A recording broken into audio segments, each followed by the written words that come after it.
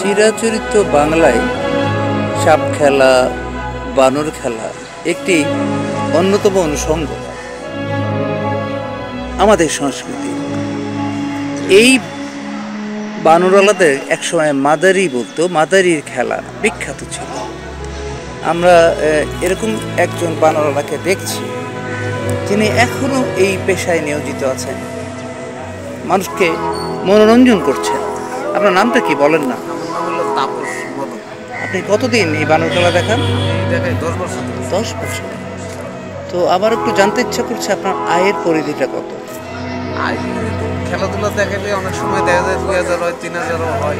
3000 হয়? 500 টাকা হয়। 500 টাকা। মানে মোটামুটি আপনি ভালো আছেন। এই পশুটা কি আপনাকে অনেক ভালোবাসে? অনেক ভালোবাসে। একটু দেখেন না কেমন ভালোবাসে।